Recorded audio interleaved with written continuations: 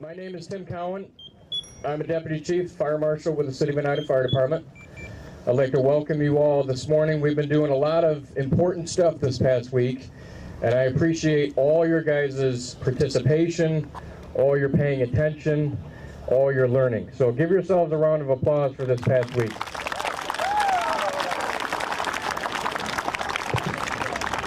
I'd also like to thank the staff. I know it kind of upsets the apple cart a little bit, especially during the week, this time of year when you're doing testing. But I'd like to thank the staff and thank Mr. Widrick for letting you guys come out and do this life learning, these life important lessons. So a round of applause for them as well.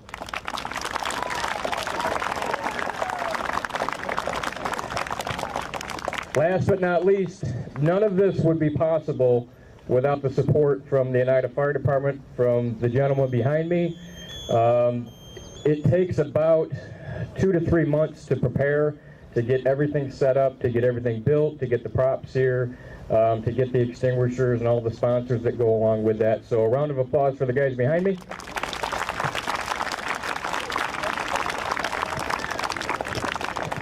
So a few years ago, the fire department did what was called a community risk reduction program. And what that really is it looks at the community as a whole, and it tries to look and see where things are missing in the eyes of fire prevention. One of the things that we recognized right away was we do really good at the elementary level. We hit you guys when you're in pre-K and first, second, and third grade, but we kind of missed you guys again when you hit the middle school and the high school level. So we said, well, what can we really do to enhance that? So one of the things is we wanted to get you guys using fire extinguishers, which you did for the past 3 days. So the important part about that is you guys are now home alone. Usually you're trying to cook meals for yourself or for your siblings or maybe for your parents getting it started before they get home. We wanted you to have the tools to be able to do something if, God forsake, a fire was to start. So with that being said, cooking is the leading cause of all residential fires. So that was one of the important parts of getting you guys to use extinguishers and getting you guys familiar. It was one of those that it doesn't necessarily always have to be at home. Even in schools or other places, you guys now have the tools and capabilities to help stop fires get big. And that's really the important part. One of the other things that we discussed with that as well was Edith. I don't know if you remember Edith with exit drills in the home. Along with using extinguishers, it was dialing 911. It was making sure that you had an escape plan, because today's fires are burning exponentially hotter than ever before. The materials that are in the pods behind me are basically what's in your house. It's a normal couch, they're normal recliners, but really what they are in the eyes of the fire world is they're solidified gasoline. They're made of synthetic fibers, they're made of plastics, and you think about when you go home and you look around your house, everything you really have is made of plastic. Plastic burns much, much hotter than wood does. So now that we stick a fire inside your house and we let that go, flashover rates, and what flashover is when everything in the room basically starts on fire at the same time. Things have heated up, things are getting hotter, and we're seeing rates of flashover in the eyes of 2 to 3 minutes versus in years past when materials were much more cotton, much more wood-based. They might not flash over for 15 or 20 minutes. So to think that you have a lot of time to escape your house now, you just don't. That's one of the problems is people think they have all sorts of time to escape once the smoke detector goes off. So we really need to pay attention when you're at home or at school or wherever and the detectors are going off. That's a sign that you want to get out. You really don't want to just say, it's probably nothing. It may be, but you really don't know. So we have to pay attention to that. The pods behind me, on your left, that pod has no fire sprinkler in it. It's a normal household furnishing. There's curtains, there's 2 chairs, a couch, and we simulated a waste paper basket in the back of there with just some newspaper. And we're going to light that pod on fire first. You're going to see the fire develop, you're going to see it build, and you're going to see it flash over. Pay attention to how quickly it flashes over. The pod that's on the right, same furnishing, same layout, except that one has a fire sprinkler in it. And you're going to see the activation of the fire sprinkler and just what that can do for you.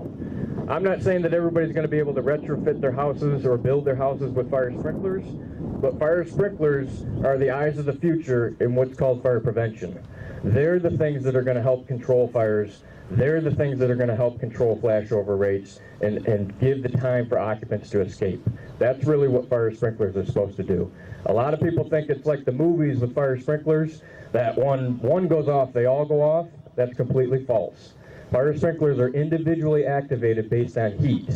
The fire sprinkler that's in that pod on the right has a bulb that will activate at 155 degrees. That's not very hot for a fire nowadays. Fires nowadays are reaching 1,500, 2,000 degrees in a normal house fire. So 150 degrees really isn't anything. Together, having an Edith or having a plan to get out, having smoke detectors, doing early detection, and having fire sprinklers, survivability rates for the occupants are 82% versus not having fire sprinklers, versus not having smoke detectors or an Edith plan to get out of your house. That increases your odds of survivability exponentially. So that's a really good thing. Even if you don't have fire sprinklers, you need to make sure that you're going home and checking your smoke detectors and making sure that you do have a plan to get out of your house. Just in case, hey, I can't go out my normal escape route, I gotta have a plan on how I'm gonna get out. So you need to practice that, and you need to practice that every day. Are you ready to start? Yeah. We're gonna light it up.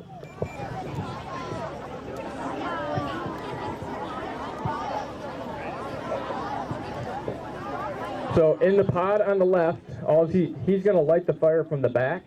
He's just going to light that plastic, that waste paper basket in the back, and we're going to see just how fast it goes.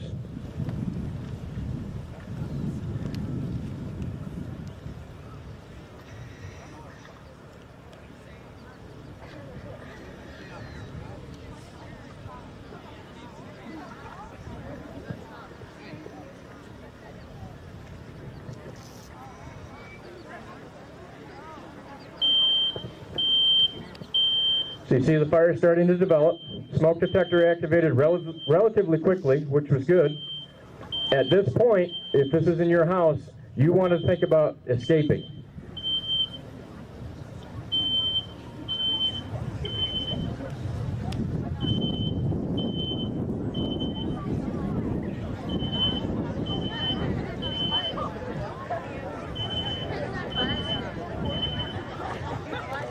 So the flames, they're basically starting to build at the ceiling, so all the heat is starting to be up high. At this point, you can still survive this room. This is one of those things that you should be definitely trying to escape. Right now, the fire department may or may not have been called yet.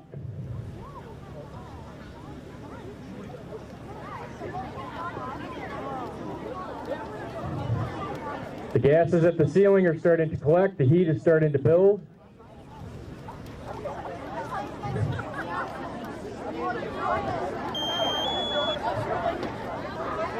Again, we're probably only 30 seconds into this.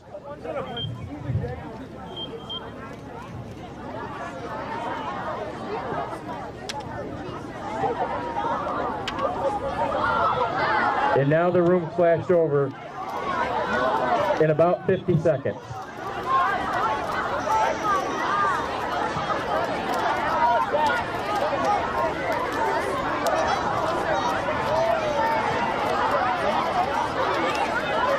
Some of you can maybe start to feel the heat back there.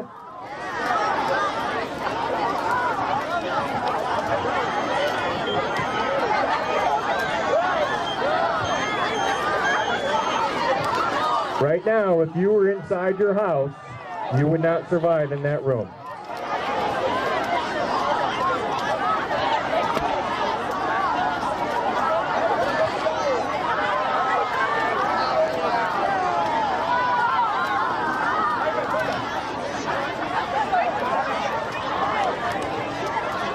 So hopefully the fire department's arrived by this point.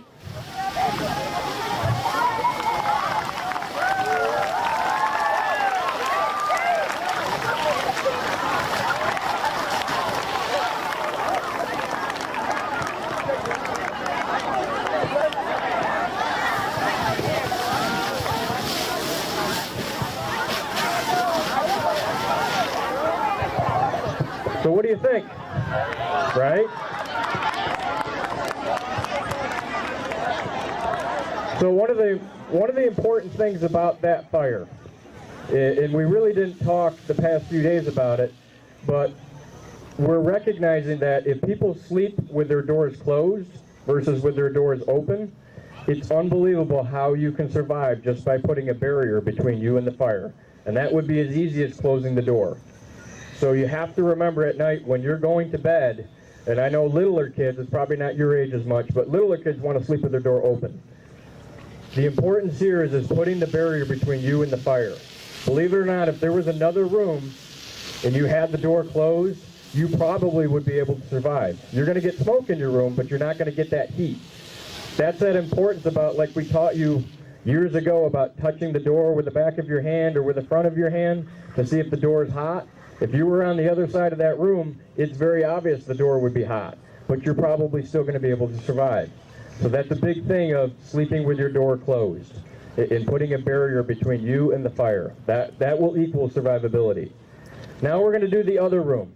Now the other room has a fire sprinkler. You can't see it, it's just up in the ceiling, but you will see it activate, and you'll see how quickly it activates as well.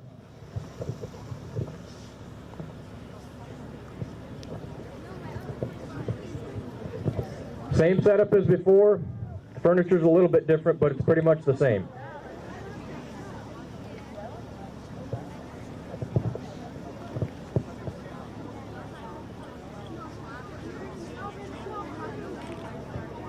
So the fire started to build behind the couch. Again, it's in the waste paper basket. Smoke detector activates pretty quickly.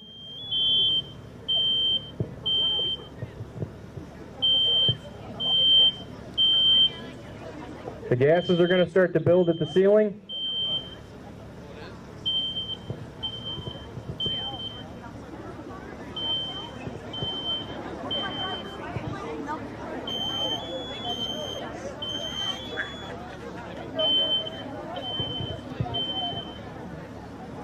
Hopefully at this point, if this is your house, you've been home, you've called 911, you've activated the fire department,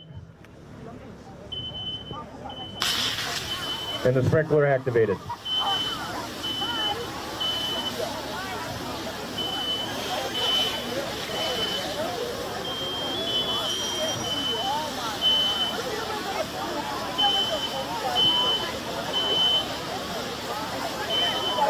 Hey, Dan.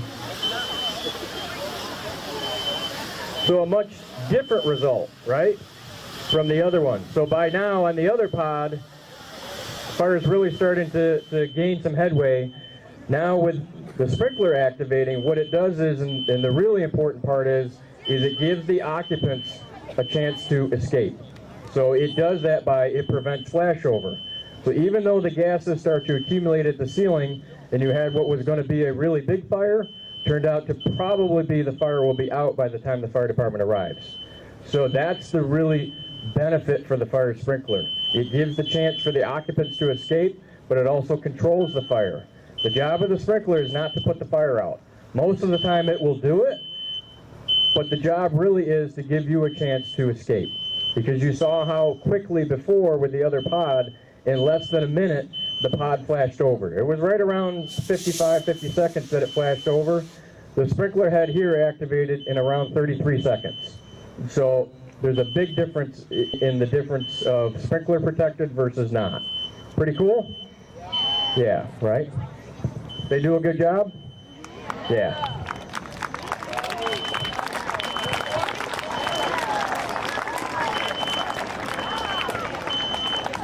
So what we're going to do now is we're going to give you a chance to at least walk by the pods.